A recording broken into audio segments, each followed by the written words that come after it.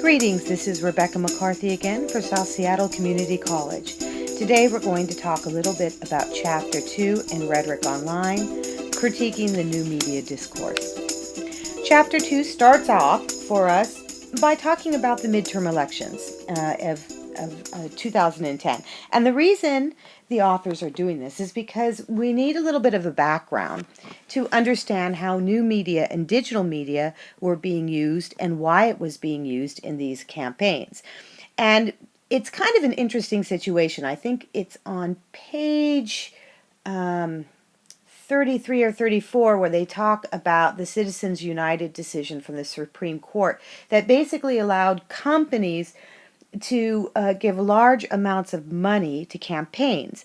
And this decision actually kind of changed the landscape of how major elections occur in this country. I mean, when I grew up, candidates had to basically depend upon the public funds that were collected in order to run for presidency. So this Citizens United decision actually changed things dramatically, and it made it so that politicians themselves had to go to not only corporations but also people in order to get the money to run for a position. So in a sense, they are looking for our approval on two levels, right? On the first level, whether or not they're going to get our vote so that they can become, for example, President of the United States. But on an earlier level, they need kind of our endorsement to even run for office, and we offer our endorsement by offering money. Now, it's important to bring this up mostly because the fact that the Citizen United decision occurred made how candidates had to go and find finances to actually run for campaigns a lot different, and a lot of times they went to new media in order to do this. So the first few pages of this particular chapter kind of sets us up for what was going on politically in 2010. We have kind of a reminder that Obama was entering office. We're reminded about the AIG scandal. We're also reminded about how there is different kind of political satires going on at the web during this transition. She talks a lot about the Supreme Court decision, the Citizens United decision, and the basic challenges for the Democrats, the Republicans, and the Tea Party, which became a new element in the 2010 elections. The next part is she talks about these different applications that were used, and they became very important partly because, on two levels. On the first level, they became important because we had to, or candidates had to find a way to raise money, and there was a lot of grassroots campaigns. And although not as much money was made on the internet for the 2010 election as it was for the 2008 elections, a great deal of money was made on the internet.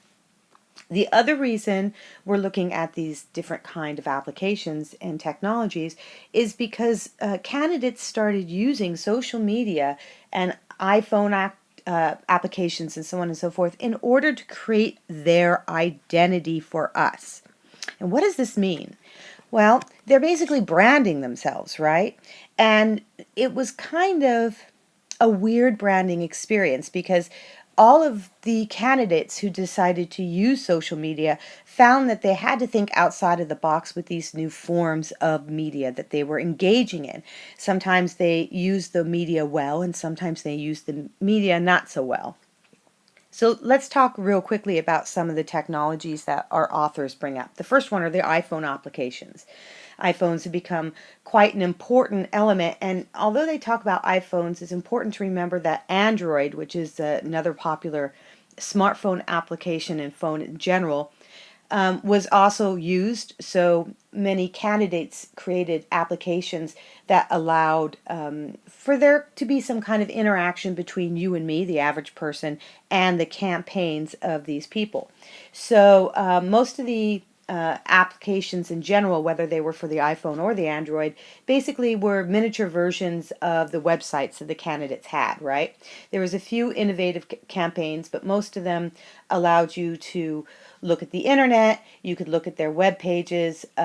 She brings up that McHugh, who wants to build his identity partly through his spirituality, had also a Bible trivia iPhone application. So they were used to allow us to donate to their causes. They were used to allow us to have a better idea of who the identity of these people were as well. The next major form of social media that was extremely important was Twitter. And I don't know if you guys have engaged in Twitter. I use Twitter a great deal. But Twitter is a social media form in which you are given only 140 characters, and that includes spaces, in order to give a message. And Twitter was very interesting because a lot of candidates actually decided to announce that they were running on Twitter rather than go to formal news organizations or even Facebook pages. So, how they actually used Twitter became super important in the election, not only for 2008, but also 2010. And of course, it's becoming important again here in 2012. One of the interesting facts is that a lot of traditional news organizations are searching Twitter for their stories now.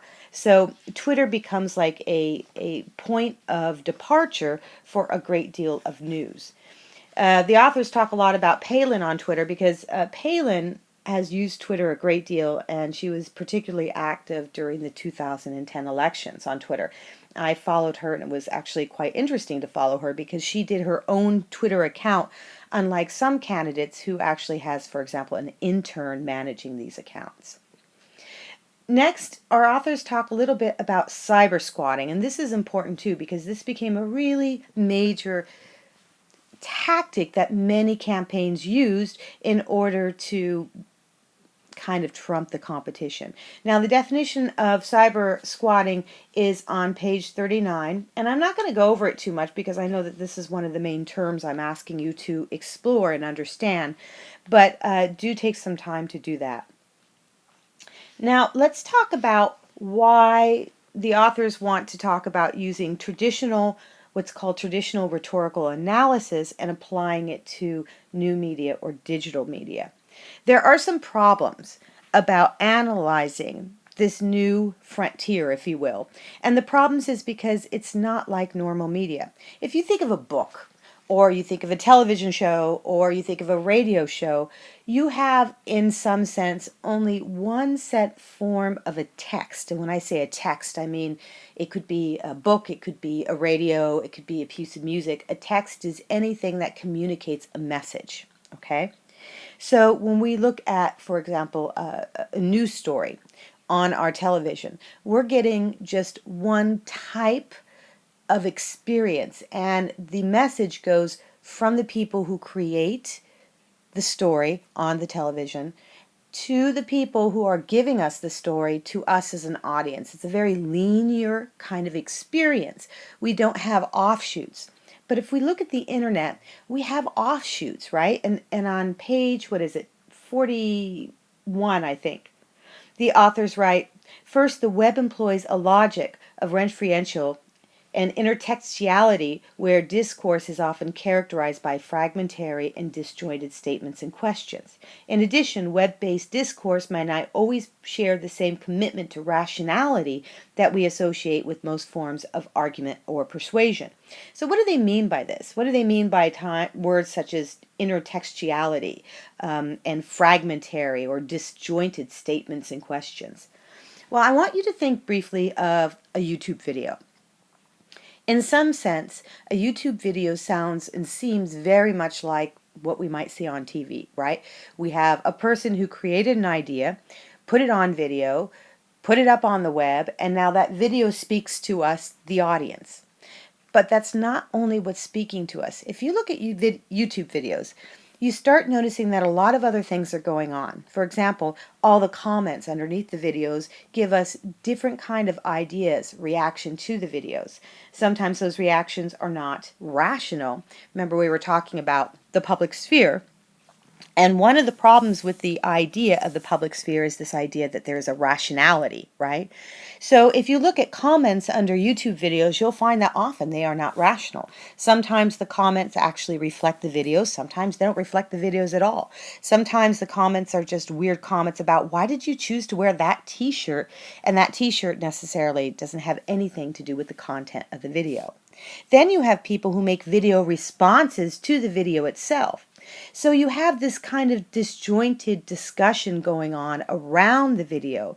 In some ways, everything seems to relate, but sometimes they don't.